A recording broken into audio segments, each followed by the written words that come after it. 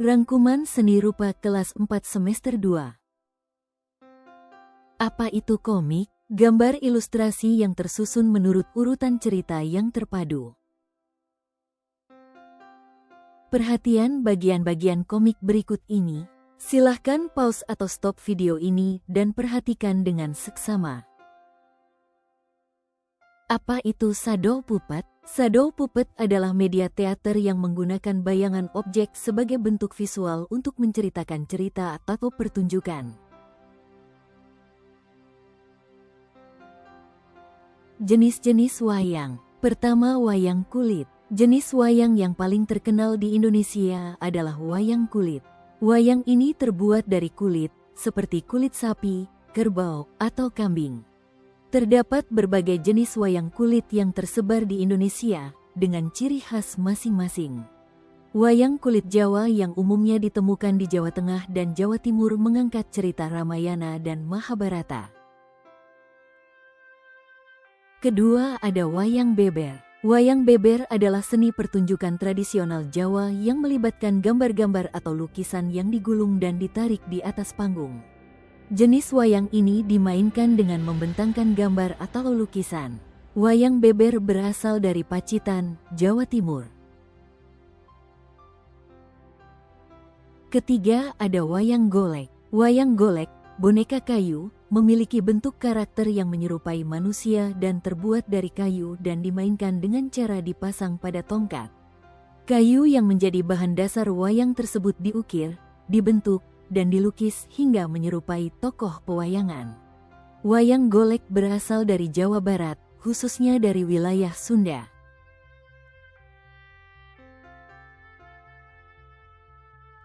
Keempat, ada wayang orang. Wayang orang atau wayang wong dalam bahasa Jawa adalah pertunjukan wayang yang melibatkan aktor manusia, bukan boneka seperti halnya wayang kulit atau wayang golek. Biasanya dipentaskan di daerah Jawa, khususnya Yogyakarta dan Surakarta. Seseorang yang berperan menjadi wayang orang akan memakai kostum, riasan, dan hiasan yang sesuai atau semirip mungkin dengan tokoh pewayangan. Kelima, ada wayang klitik. Wayang klitik adalah wayang terbuat dari kayu dengan bentuk pipih dan halus, mirip seperti wayang kulit. Jenis wayang ini memiliki gagang yang terbuat dari kayu. Apabila dimainkan dalam pentas, akan terdengar suara klitik-klitik. Inilah yang diduga mendasari penyebutan wayang klitik.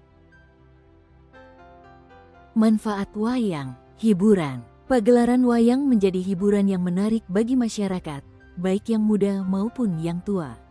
Pendidikan. Wayang dapat digunakan sebagai media pendidikan untuk mengajarkan nilai-nilai moral, etika, dan filsafat melalui cerita-cerita pewayangan. Pewarisan budaya. Wayang membantu melestarikan dan mempromosikan budaya Indonesia, termasuk nilai-nilai tradisional dan sejarah. Pengenalan agama. Wayang dapat digunakan untuk penyebaran dan pengenalan nilai moral dalam suatu agama. Celengan dari kardus. Membuat celengan dari kardus bekas termasuk dalam seni kriya. Dengan memanfaatkan barang bekas berari kita telah mendaur ulang barang yang sudah tidak terpakai menjadi barang yang lebih berguna. Alat dan bahan untuk membuat celengan dari kardus. Alat dan bahan. Kardus bekas, pilih kardus yang kuat dan sesuai dengan ukuran celengan yang diinginkan. Lem kertas atau lem tembak bisa digunakan untuk menempelkan kardus dan hiasan. Double tape untuk menempelkan. Gunting untuk memotong kardus dan kertas hiasan.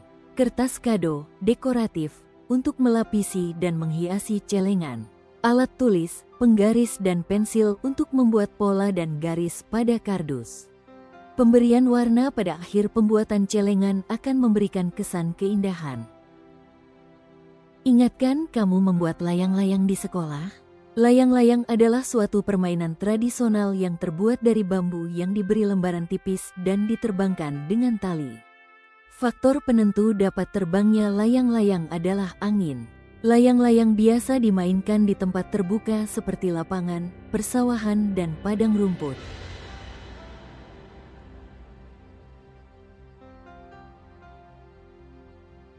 Ayo membuat layang-layang.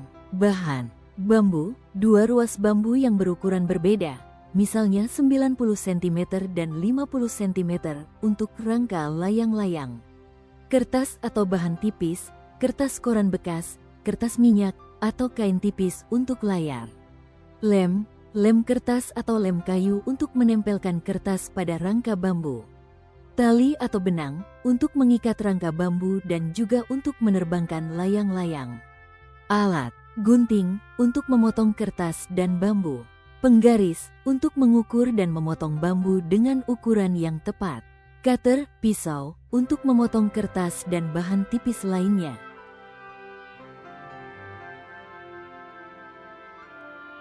Cara membuat layang-layang. 1. Siapkan bahan. 2. Buat kerangka. Silangkan kedua batang bambu, lalu ikat titik persilangannya dengan benang. Ikat ujung-ujung bambu dengan benang, dan belah ujung bambu sebagai pengait.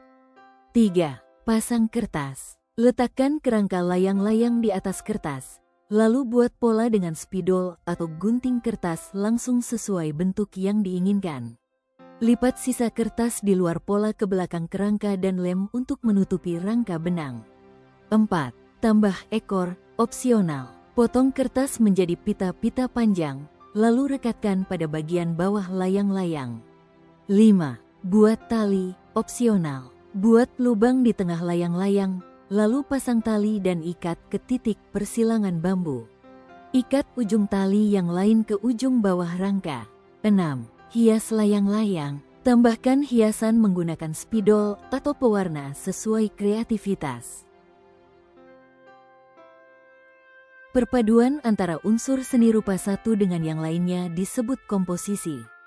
Komposisi dalam seni rupa diantaranya kesatuan, prinsip yang menciptakan harmoni melalui tata hubungan unsur-unsur seperti kesamaan, keselarasan, keterikatan, dan kerapatan. Keseimbangan, unsur-unsur tidak saling membebani dan menciptakan kesan visual yang stabil, baik secara simetris, keseimbangan formal, maupun asimetris, keseimbangan dinamis. Irama, pengulangan unsur-unsur, garis, bentuk, warna, tekstur, ruang yang menciptakan gerakan visual. Keselarasan adalah kesesuaian antara bagian yang satu dan lainnya dalam seni rupa. Dengan demikian, hasil karya seninya terlihat harmonis dan tidak bertentangan. Suatu karya seni rupa yang ditujukan untuk hiasan adalah gambar dekoratif. Ragam hias dekoratif adalah gambar atau pola hias yang digunakan untuk mempercantik dan memperindah permukaan suatu objek seperti lukisan, bangunan, atau kain. Ragam hias flora, motif hias yang menggunakan bentuk-bentuk tumbuhan sebagai sumber inspirasi. Contohnya adalah bunga, daun, batang, dan buah-buahan. Ragam hias fauna, motif hias yang menggunakan bentuk-bentuk hewan sebagai sumber inspirasi. Contohnya adalah burung, ikan, naga, dan makhluk mitologi lainnya. Ragam hias figuratif, motif hias yang menggunakan bentuk manusia sebagai sumber inspirasi. Contohnya adalah sosok manusia dengan pose tertentu atau dalam bentuk patung.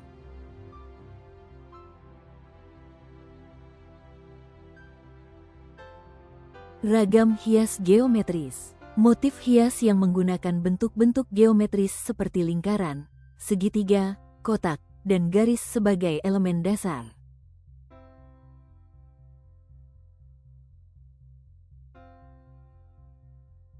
Terima kasih. Semangat belajar teman-teman.